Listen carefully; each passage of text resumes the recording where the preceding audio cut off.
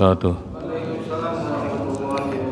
Alhamdulillahirabbil alamin wa bihi nasta'inu ala umuri dunya waddin wassalatu wassalamu ala asrofil anbiya'i wal mursalin sayyidina wa maulana Muhammadin wa ala alihi wa sahbihi wa man tabi'ahum bi ihsanin ila yaumil amma ba'd. Rabbi shrah li sadri wa yassir li amri wahlul 'uqdatam min lisani yafqahu qawli. Bismillahirrahmanirrahim. Allahumma alimna ma yanfa'una wanfa'na bima 'allamtana wa zidna ilman walhamdulillahi ala kulli halin. Bismillahirrahmanirrahim. Allahumma sholli ala sayyidina Muhammad. Allahumma sholli wa sallim wa barik alaihi. Ya Rabbi bil Mustafa baligh maqasidana waghfir lana ma madha ya wasi'al karami. Ya Rabbi bil Mustafa baligh maqasidana waghfir lana ma madha ya wasi'al karami. Muhammadun sayyidul qaunaini wa saqalain wal fariqaini min urbin wa min ajami. Ya Rabbi bil Mustafa baligh maqasidana waghfir lana ma madha ya wasi'al karami. Maulaya sholli wa sallim daiman abada ala habibika khairil khalqi kullihim. Ya Rabbi bil Mustafa baligh maqasidana waghfir lana ma madha ya wasi'al karami. Huwal habibul ladzi turja syafa'atuhu likulli haulin minal ahwali muqdahami. Ya Rabbi bil Mustafa baligh maqasidana waghfir lana ma madha ya wasi'al karami. Allahumma salli wa sallim wa barik alaihi. Bismillahirrahmanirrahim. Wa an Abi Hurairah radhiyallahu anhu qala, dari Abi Hurairah radhiyallahu anhu qala, berkata Abi Hurairah, qala Rasulullah sallallahu alaihi wasallam, bersabda Rasulullah sallallahu alaihi wasallam, unzuru ila man huwa asfala minkum, lihatlah kepada orang-orang yang di bawah kamu, yang berada di bawah kamu, posisinya, status sosialnya, ya. Jadi maksudnya status sosialnya, ibadahnya, urusan dunianya. Wala tanzuru ila man huwa fawqakum, dan janganlah engkau melihat kepada orang-orang yang berada di atas kamu. Fahuwa ajdaru, yang demikian itu lebih bijaksana, lebih bagus. Allah tajdaru, bahwasanya nanti kita akan mensyukuri, tidak merendahkan nikmat Allahi alaikum, nikmat-nikmat yang diberikan oleh Allah Subhanahu wa taala. Muttafaqun alaih. Unzuru ila man huwa asfala minkum. Jadi urusan dunia, lihat kepada orang yang status sosialnya ada di bawah kita. Supaya kenapa? Supaya kita bisa mensyukuri nikmat Allah, tidak merendahkan nikmat Allah. Jadi kan katanya begini, kalau kita jalan kaki lihat sama orang yang kagak bisa jalan, ya alhamdulillah. Kita naik sepeda lihat sama orang yang jalan kaki, alhamdulillah naik sepeda. Si Fulan jalan kaki. Kita naik motor, alhamdulillah naik motor. Si Anu naik sepeda. Jadi begitu terus ngelihatnya urusan dunia, ngelihat ke bawah. Supaya kenapa? Supaya kita mensyukuri nikmat Allah. Bersyukur terus, alhamdulillah. Jangan sebaliknya, ya. Karena kalau kita ngelihat ke atas urusan dunia, wala tanzuru ila man huwa fawqakum. Kalau kita ngelihat ke atas urusan dunia, ini nanti akan merendahkan nikmat Allah yang sudah diberikan sama Allah, enggak disyukuri, enggak terima kasih, keluh kesah, ya Allah, kenapa masih naik sepeda aja, orang-orang udah naik motor. Nah itu ya.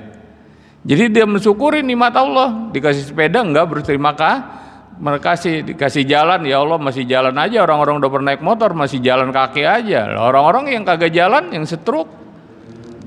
Ya, jadi harusnya ngelihatnya ke bawah begitu. Jangan ngelihat ke atas. Kalau ngelihat ke atas nanti kita akan meremehkan, mengecilkan nikmat Allah. Tapi kalau urusan ibadah ngelihatnya ke atas gitu. Kebalikannya. Kalau urusan dunia ngelihatnya ke bawah, urusan ibadah ngelihatnya ke atas. Kenapa? Itu aki-aki udah tua kayak gitu rajin banget ke masjidnya. Saya yang masih muda, yang masih gagah, masa kalah sama dia? Itu begitu harusnya. Jangan sebaliknya, urusan akhirat ngelihatnya ke bawah. Ya, ada aki-aki rajin banget. Ya kata istri kita, itu pano aki-aki rajin, jangan sampai kalah sama dia. Wajar dia mah rajin, orang dia udah dikit lagi. Emang kita tahu umur, ya. Kematian itu kan rahasia Allah. Kita nggak tahu kapan umur kita. Cuma yang pasti kata Nabi, persiapkanlah diri kita, tajawad bitaqwa, bahwasanya hari ini adalah hari terakhir. Ini yang belum bisa kita lakukan itu. Jadi setiap hari kita harusnya berprasangka bahwa hari ini hari terakhir, seakan-akan besok kita kagak hidup lagi. Ini kan kita kayaknya masih panjang ceritanya, rencananya, cita-citanya masih 10 tahun lagi, masih 20 tahun lagi, padahal sekarang umurnya udah 50-60, ya.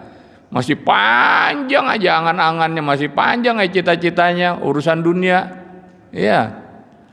Jadi setiap hari kenapa? Supaya kita rajin ibadah. Kalau beneran hari ini hari terakhir buat kita, nggak ada waktu bagi kita untuk meninggalkan ibadah, nggak berani. Ya Allah, ini hari terakhir buat saya. Besok kalau masih panjang umur, kalau masih hidup, kalau masih sehat, kalau diberikan cerita lain lagi judulnya kan kita nggak tahu, ya. Karena yang namanya kematian, umur itu rahasia Allah. Kenapa kematian dirahasiakan? Supaya nikmat. Itu Allah bijaksana. Dirahasiakan kematian, bukan dirahasiakan supaya kita lupa, nggak tahu, bukan, supaya nikmat. Hidup ini nikmat kita rasakan. Coba kalau kematian dikasih tahu, udah kagak ada enaknya hidup dah, kagak ada enaknya aja. Lebaran kemarin kita kalau ketemu semuanya nih teman-teman ditanyain pulang kampung nggak, kan begitu, ya. Tapi kalau katanya kematian itu dikasih tahu, pasti yang ditanya bukan pulang kampung, masih berapa lagi sisa umurnya, pasti begitu yang ditanya. Alhamdulillah saya masih 10 tahun lagi, ya mendingan ente mas saya mah udah setahun besok katanya. Tinggal setahun lagi, udah kagak enak makan, kagak enak minum. Kalau mati dikasih tahu, nggak enak makan, nggak enak nggak enak segala-galanya. Kesono kemarin juga udah kagak enak. Jangan lupa ya datang nanti ke rumah ya, kayaknya sebelum Ramadan, sebelum Ramadan yang akan datang. Ya udah kabarin aja di WA-in semuanya teman-temannya, tanggal sekian saya mati. Ya, kenapa dikasih tahu kematian? Nggak enak. Hidup itu tidak nikmat. Kenapa hidup itu terasa nikmat? Karena kita dirahasiakan kematiannya. Ya, kadang-kadang almarhum sohibul kita, ya mudah-mudahan husnul khotimah, Pak Anto. Ini kan ketemu kita orangnya baik, ya bicara ngobrol, ngajinya rajin, ke masjid rajin, ya. Malamnya kan masih ketemu informasinya tuh sama kita sama-sama. Dan yang lainnya juga mungkin teman-teman kita begitu. Masih ngobrol. Kenapa? Karena dia nggak tahu kapan dia mati. Kita juga nanti begitu, nggak tahu kapan kita mati, masih ngobrol, begitu dikabarin si Ano meninggal, yang benar. Malam masih taraweh, masih rame-rame kumpul, ya, masih bersenda gurau dan lain sebagainya, yang benar. Itu nggak percaya kadang-kadang. Karena kematian ya seperti itu, nggak ada yang nanggalin kematian, nggak ada, karena mati dirahasiakan oleh Allah. Tapi walaupun demikian, tanda-tandanya sudah kasih tahu, cuma kita aja yang pura-pura kagak tahu.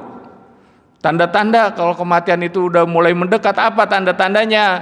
Mata mulai lamur, ya. Kalau baca mulai pakai kacamata, ya. Ngelihat kurang jelas, yang ngelihat jelas ngelihat duit sama perempuan dong yang jelas itu, ya. Nggak pakai kacamata kelihatan, wah rambutnya panjang, wah gambar Soeharto misalnya kelihatan. Nah itu doang tuh yang jelas. Mata udah mulai kagak jelas, udah mulai pakai kacamata. Ini kenapa? Tanda. Itu udah dikasih ciri-ciri itu. Bukan berarti terus yang kagak pakai kacamata, saya mah masih aman, masih lama, enggak bisa juga. Artinya tanda-tanda itu sudah diperhatikan sama kita. Mata sudah mulai lamur, pendengaran sudah mulai kabur, ya. Orang ngomong kenceng masih gitu kayak si bolot, ya. Ini sudah mulai tanda-tanda. Kulit sudah mulai lentur, udah mulai kendur, ya. Pakai kaos singlet naik motor ngebut. Kirain suara knalpotnya rising, keplek, nggak tahu ke kulitnya beradu, keplek gitu karena udah kendor kulitnya, ya. Ini kan tanda-tanda kematian, gigi sudah mulai gugur, ya. Ini sudah tanda-tanda kematian. Artinya kalau udah begitu mah udah dekat lah. Kalau kayak kita nih kan udah pernah dekat semuanya, ya. Uban udah mulai bertabur, bukan cuma di kepala uban, jenggot uban, kumis uban, ya. Iya kan? Ini kan sudah tanda-tanda. Ini kadang-kadang kita abaikan, kita masih terus aja berhayal dengan kehidupan, berencana dengan kehidupan. Bukan tidak boleh, silakan. I'mali dunyaka ka'annaka ta'isu abadan wa amali akhiratika ka'annaka tamutu godan. Berusaha untuk dunia seakan-akan hidup selama-lamanya. Silakan, supaya kenapa? Kita bisa berinfak, bersedekah, bukan untuk berpoya-poya. Alhaqumut takasur hatta zurtumul maqabir, bukan bermegah-megah, bukan berlomba-lomba dalam kemewahan, bukan. Tapi kita mencari dunia yang banyak untuk sedekah. Kenapa? Karena sedekah pahala yang tidak ada putusnya, pahalanya sedekah. Kalau amalan lain pahalanya putus, artinya sholat, selesai sholat beres, habis sudah nggak ada pahalanya lagi. Kita puasa, selesai puasa, habis sudah nggak ada pahalanya lagi. Orang udah buka, waktu masih puasa tadi masih ada pahalanya, selesai puasa udah selesai. Tapi kalau sedekah kita keluarin sekarang sampai kita mati masih terus ada tuh pahalanya, sampai kita nanti dibangkitkan lagi di yaumil kiamah, di yaumil hisab.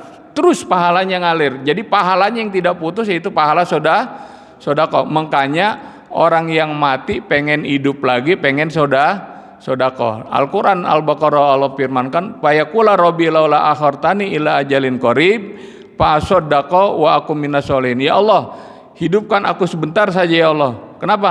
Fa asaddaqa, pengen sedekah. Orang yang udah mati minta hidup pengen sedekah lah. Kalau kita yang masih hidup kagak mau sedekah, malu sama yang udah mati. Ya, kalah sama yang udah mati gitu.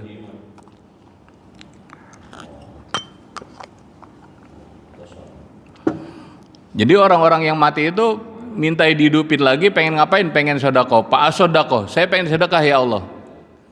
Jadi kalau masih di dunia kita pelit nggak mau sedekah lah, ini kalah sama yang mati. Nanti kalau begitu kita udah mati, baru kita memahami tuh, baru kita sadar tuh, wah bener, sedekah pahalanya yang terus mengalir.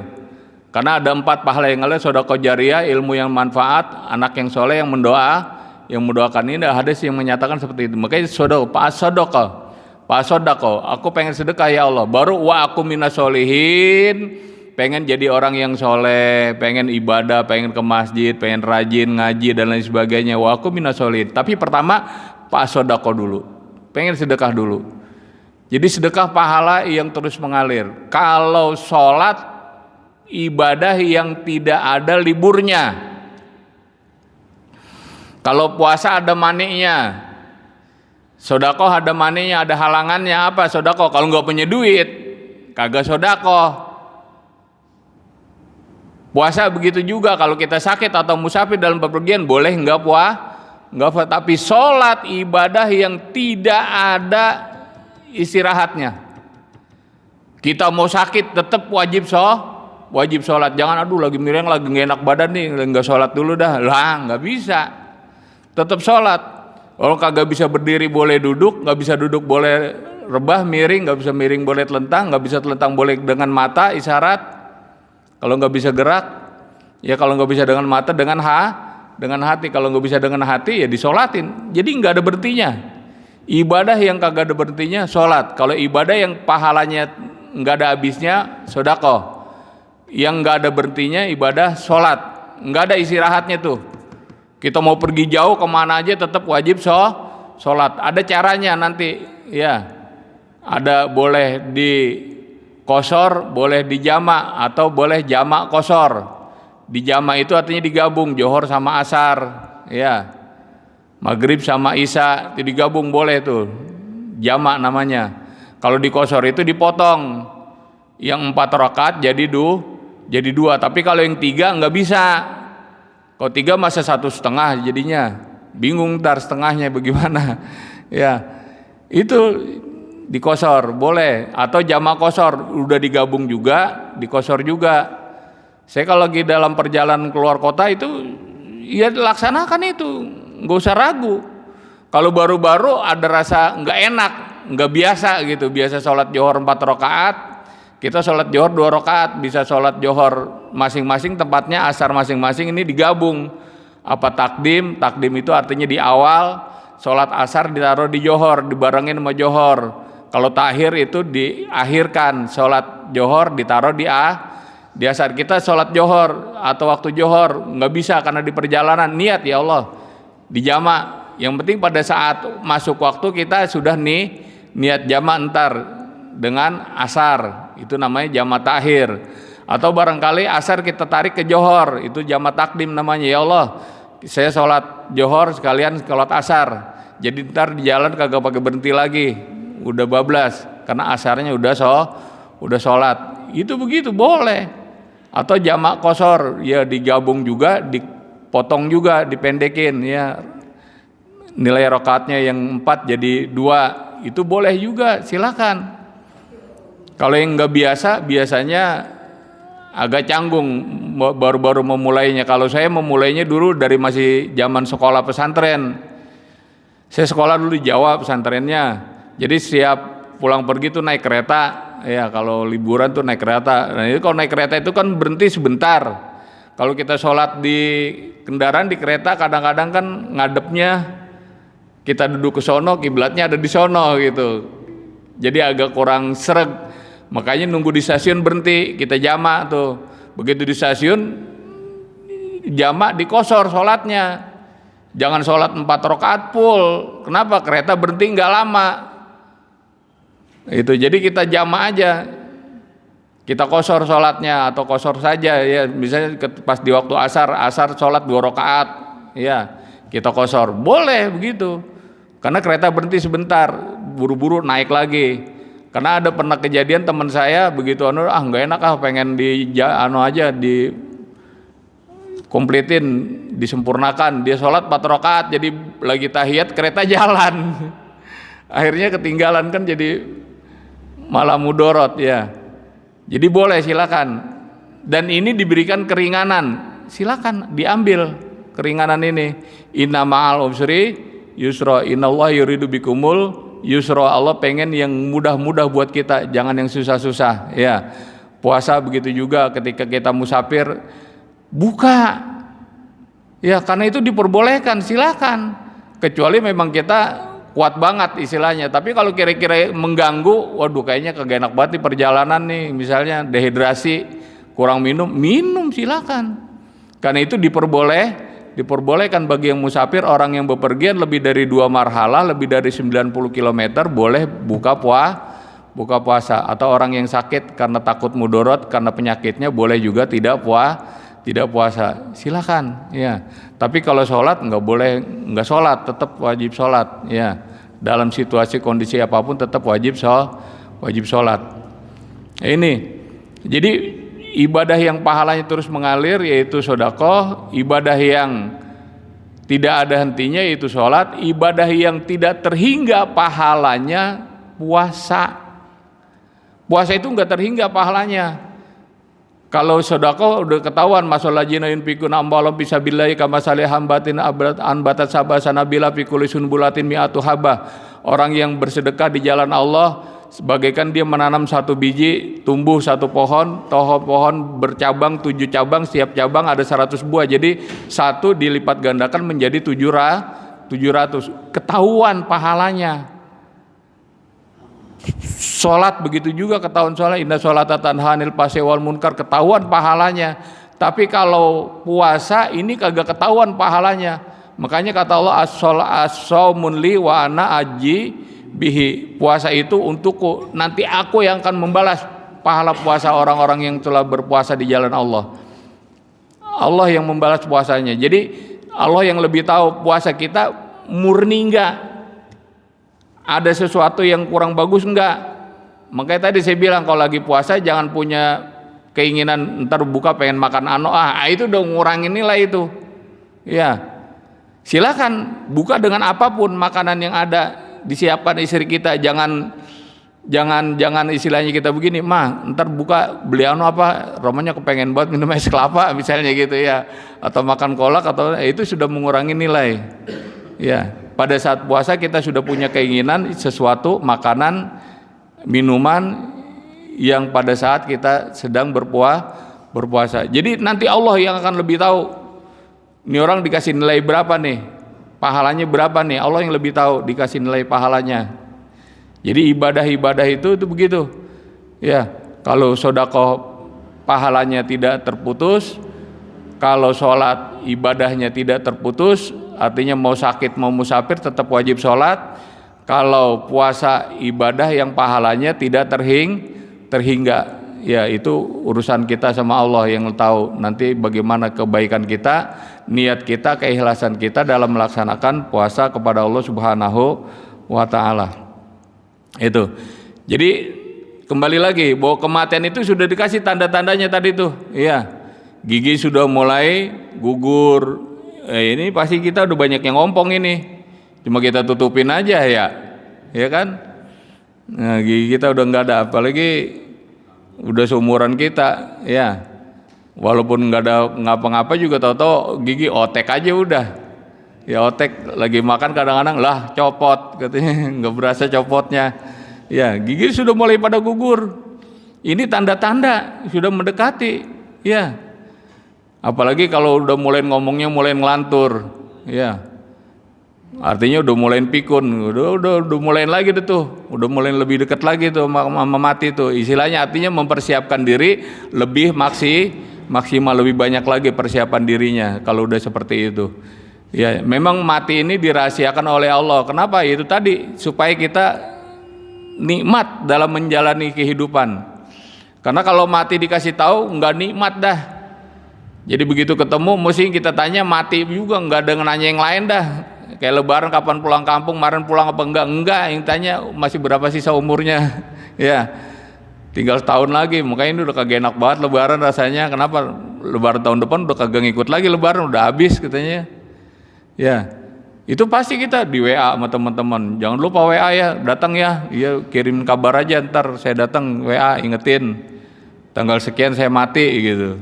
Udah kagak enak, walaupun masih setahun lagi, nggak enak rasanya, hidup nggak enak itu. Walaupun masih setahun lagi, udah nggak enak aja rasanya, ya. Tapi karena dirahasiakan, besok mati atau ntar malam mati, kita masih enak-enak aja, masih ngobrol, masih bersenda gurau, masih ini itu dan lain sebagainya. Padahal apa? Ntar mati.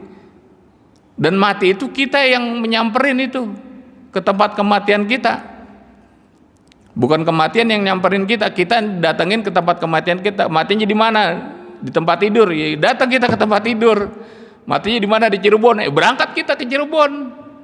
Emang udah ditakdirin matinya di sono, berangkat. Nggak tahu ada urusan apa, berangkatnya ke Cirebon. Mati di sono. Ya, itu begitu. Kita yang mendekati pintu kematian. Wal mautu babun wa kullu nasi sayadkhuluha. Mati itu bagaikan sebuah pintu yang semua manusia akan memasuki pintu kematian tadi. Kita nih semuanya nih. Dan mati bukan hal yang harus ditakuti dan dihindari. Kenapa? Karena itu pasti akan terjadi. Iya. Kullu nafsin za'iqatul maut. Setiap yang bernapas, yang bernyawa pasti akan mati. Tapi masalahnya persiapkanlah kematian itu untuk sebaik-baiknya. Itu unzur man huwa asfala minkum. Kalau urusan dunia lihatnya ke bawah supaya kita bersyukur atas nikmat-nikmat. Alhamdulillah ya Allah masih bisa jalan, biar nggak punya peda juga. Kenapa si Ano kemarin stroke nggak bisa jalan, ya pakai peda. Alhamdulillah ya Allah naik sepeda di kayu nggak berat. Kalau yang jalan malah lama banget nyampainya, cepetan peda. Yang pakai motor jangan kebalikannya, ngelihat ke atas. Kita naik motor ngelihat yang pakai mobil, enak buat aromanya kalau pakai mobil gitu ya, adem, kagak kehujanan, gak kepanasan. Ya akhirnya nanti kita tidak mensyukuri nikmat Allah. Supaya mensyukuri nikmat Allah, urusan dunia lihatnya ke bawah. Kalau urusan akhirat lihatnya ke atas tadi. Ya, ada orang rajin ibadah, rajin ke masjid. Ini harus ditiru. Ono aki-aki rajin banget ke masjid. Kata bininya, rajin apa Pak ke masjid? Dia mau orang dikit lagi, ya makanya dia rajin juga. Bukan begitu, bukan. Kan kematian kita kagak tahu. Apa kematian mengenal umur? Tua lebih dulu mati, yang muda belakangan mati, kan enggak. Apakah mati sehat atau sakit? Kan mati nggak kenal sehat, nggak kenal sakit. Mau sehat mati, mau sakit apalagi mati, tetap semuanya kejadiannya. Jadi urusan dunia lihat ke bawah, urusan akhirat lihat ke atas. Yang ini akan lebih baik lagi, bahwa ajdaru alla tajdaru nikmat Allah, supaya kita mensyukuri, tidak merendahkan, tidak meremehkan nikmat Allah Subhanahu wa taala. Ini kadang-kadang yang kita lupa. Kalau dalam ilmu tasawuf itu bersyukur itu bukan cuma nikmat. Kalau kita kan nikmat yang didapat ya, dapat nikmat alhamdulillah, ya sehat alhamdulillah. Tapi kalau tasawuf semua disyukuri keberadaannya pada Allah. Sampai sakit pun alhamdulillah dikasih sakit, alhamdulillah ya Allah dikasih sakit. Dan berarti kita menerima takdir yang sudah ditentukan oleh Allah. Ini yang paling utama. Karena kalau kita nggak menerima takdir Allah, ya itu tadi banyak keluh kesah melulu. Ya, jadi harus menerima takdir. Takdir baik, takdir buruk, semuanya ada ketentuan dari Allah Subhanahu wa taala. Mengapa terjadi begini? Karena sudah takdirnya. Ya. Kita dikasih sakit, alhamdulillah, ya. Karena sakit ini mengurangi dosa. Dosa. Sakit itu mengurangi dosa. Ya, dan juga dia mengurangi siksa kita. Jadi kalau kita tadinya di akhirat harus mendapat siksa, dikasih sakit, disiksa dulu di dunia. Jadi dunianya sudah dibayar di dunia, di akhirat. Makanya kalau orang Islam dikasih sakit, orang beriman itu bersyukur kepada Allah. Kenapa? Karena azabnya sudah dikurangi oleh Allah, diganti dengan Allah sayang sama kita. Kesian kalau diajab di akhirat, ajabnya sangat pedih, sangat sakit. Makanya dikasih di dunia aja, dikasih sakit aja dah.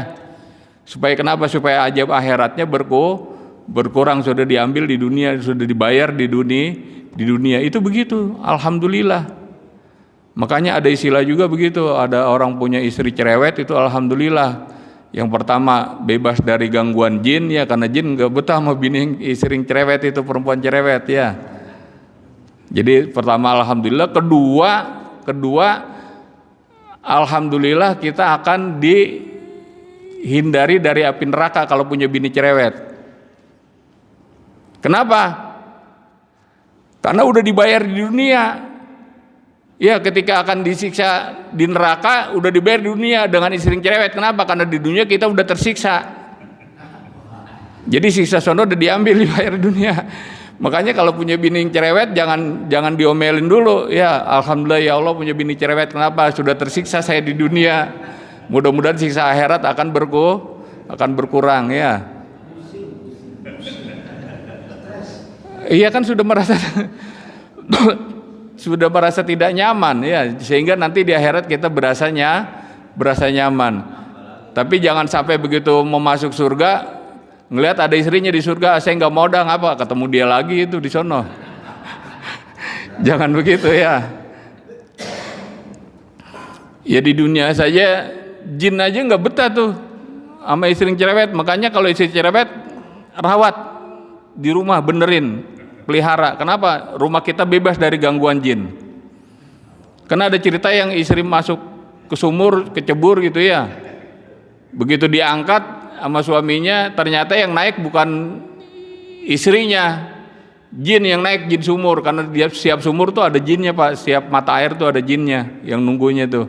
Jin yang naik, lah kamu siapa? Jin sumur. Lah kok kamu yang naik, istri saya kemana? Ada di bawah. Kenapa istri saya yang naik? Saya nggak kuat sama istri kamu, cerewet banget katanya tuh.